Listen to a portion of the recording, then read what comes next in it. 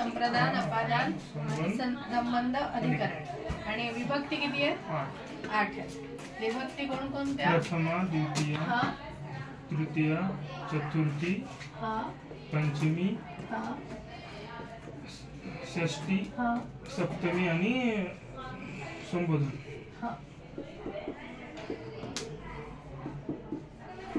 ठीक आहे. आता आपण पाहू एकूण विभक्ती किती आहेत 8 आहेत. ठीक आहे. तर प्रथमा विभक्ती. प्रथमेचा कोण आहे कारक कर्ता. ठीक आहे. कर्ता आहे आणि त्याचा अर्थ जशाला तसा ज्याला आपण अ म्हणू. ठीक आहे. एकवचन आणि बहुवचन म्हणजे देव असेल तर देव. देव ह्याचा अर्थ काय होईल संख्येमध्ये फक्त एक देव होईल. इकडे काय होईल अनेक देव एवढाच. राजा असेल तर एक राजा अनेक राजे. पण त्याला कुठला प्रत्यय प्रकृती प्रत्यय जोडला जाणार नाही. म्हणजे प्रकृती प्रत्यय म्हणजे कसा की नारायणला नारायणासाठी हे साठी हे काय ते प्रकृती प्रत्यय. आपण एकाच शब्दाचे वेगवेगळ्या क्रियानुसार ते प्रत्यय देतो. ठीक आहे. आता द्वितीया हे मराठीमध्ये तुम्ही 8वी 10वी पर्यंत शिकला असेल. द्वितीय मध्ये कर्म. ठीक आहे. हा कारक आहे आणि याचा अर्थ काय मराठी म्हणजे त्या प्रकृती प्रत्ययाचा सलाते सलानाते म्हणजे देवास देवांना. आलं लक्षात. हा मराठीचं आठवलं का थोडंसं. तृतीया तृतीयाचा करण. करण म्हणजे काय साधन. ठीक आहे. याचा अर्थ कसा होतो ने एशी नी ही ईशी म्हणजे देवाने देवांनी. ठीक आहे. त्यानंतर चतुर्थी. चतुर्थीचा संप्रदान. संप्रदान म्हणजे कर्म किंवा क्रिया ज्याच्यासाठी संपन्न होते ते संप्रदान.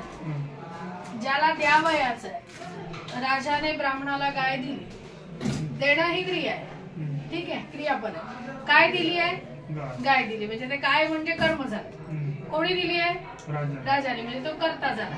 आणि कोणासाठी दिली आहे ब्राह्मण त्याला त्याच्यासाठी दिली म्हणजे तो काय झाला संप्रदान. मग याचा अर्थ होतो साठी किंवा सलाते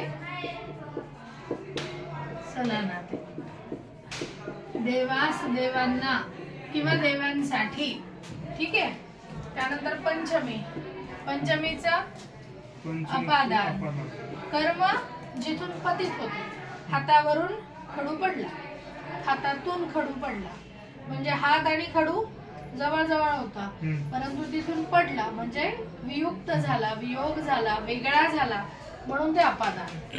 मग आता याला काय ऊन ऊन ऊन ऊन. ठीक आहे. झाडावरून फळ पडलं. वरून झाडावर होतं तिथून पतित झालं पडलं वेगळं झालं वियुक्त झालं विभक्त झालं. ठीक आहे. त्यानंतर षष्ठी. षष्ठी संबंध. राजपुत्र माझा डोळा दुखतोय. डोळा कुणाचा आहे तिसऱ्याचा आहे का नाही माझा डोळा दुखतोय त्यामुळे माझा हा संबंध झाला. ठीक आहे. मग हा षष्ठीचा संबंध चाचीचे चे चाची अशा अर्थी वापरला जातो. चे चाची. त्यानंतर सप्तमी. सप्तमीचा काय अधिकरण. अधिकरण म्हणजे मी आताच तुला म्हटलं की झाडावरून फळ पडलं खाली पण ऊन होऊन जर काढलं तर झाडावर म्हणजे झाड हे त्याचा काय झाला अधिकरण आधार झाला. जमिनीवर आपण उभे आहे. जमीन काय आपला आधार आहे आणि कोणत्या क्रियेचा आधार आहे उभं राहण्याच्या क्रियेचा आधार आहे. झाडावर फळ आहे अस्तित्वाचा आधार आहे. मोक्षात माझी इच्छा आहे. मोक्ष इच्छेचा आधार आहे. बरोबर आहे. तांदूळ पातेल्यामध्ये शिजवले. शिजवण्याचा आधार काय अधांतरी असं कुठे शिजवता येतं का नाही. ते तांदूळ हा भांड हे काय तांदूळ शिजवण्याचा आधार आहे. ठीक आहे. अधिकरण म्हणजे आधार. त्याचा अर्थ होतो सप्तमीचा आत मध्ये वर. सेम ॲज आत मध्ये वर. आणि शेवटचं जे आहे ते संबोधन, त्याला आपण हे काही कारक नाहीये पण त्याचा अर्थ होतो हाक, आणि याचा इथे अरे, अग आणि आहो किंवा हे या पद्धतीने लक्षात ठेवावं लागेल. एकूण 8 विभक्ती. आता हे कशासाठी लक्षात ठेवायचं, तर कशाची तृतीया करावी हे लक्षात येतं तर करण, साधनाची तृतीया करतात. कशासाठी कर्म द्यावं, तर कशासाठी द्यावं, संप्रदानासाठी दिलं जातं. या सगळ्या गोष्टी लक्षात ठेवणं गरजेचं आहे. लक्षात येत असेल लक्षात घे, नाही तर एक फोटो काढून घे, कारण पुढचं आपल्याला मग फोटो काढून घेऊन लिहिणं. ठीक आहे, तर या पद्धतीने आपल्याला लक्षात हे ठेवणं गरजेचं. तिथपर्यंत आतमध्ये वर येते, हे इथे ॲरो केलाय, दोन्हीचा अर्थ एकच.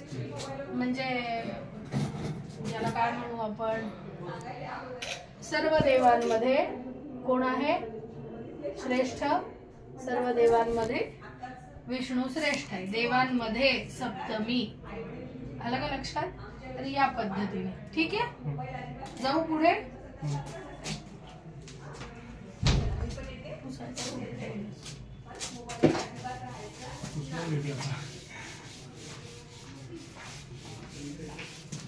हे लक्षात ठेवताना आणखीन एक गोष्ट की आपल्याला शब्द कळाले पाहिजे. मी जसं म्हटलं तुला, तर हे शब्द जर कळाला तर आपल्याला तो कोणत्या पद्धतीने चालेल हे कळतं. आता नारायण आहे, नारायण हे मुलाचं नाव आहे म्हणजे पुल्लिंगी आहे. मग आता याच्यासाठी लिंग किती माहिती पाहिजे, याच्यासाठी वचन किती माहिती पाहिजे, हे सगळं लक्षात आहे का तुझ्या? जसं मी काल म्हटलं की शब्दांच्या जाती आहेत, तसं शब्दांना 3 लिंगामध्ये विभक्त केलं जातं. कोणकोणते लिंग आहेत ते? पुल्लिंग, स्त्रीलिंग आणि नपुंसक. हा, पुल्लिंग, स्त्रीलिंग आणि नपुंसकलिंग. किती वचन असतात क्रियेला किंवा शब्दांना? वचन, एक वचन, द्विवचन आणि बहुवचन. 1, 2 आणि अनेक असे हे 3 वचन संस्कृत मध्ये. आणि विभक्ती 8 यानुसार शब्द कार कळाला या 3 मध्ये ते चालतं, 3 वचनांमध्ये. मग तो शब्द आधी ओळखता आला पाहिजे. जसं मी म्हटलं नारायण अय पुल्लिंगी, तर अकारांत पुल्लिंगी शब्द झाला तो.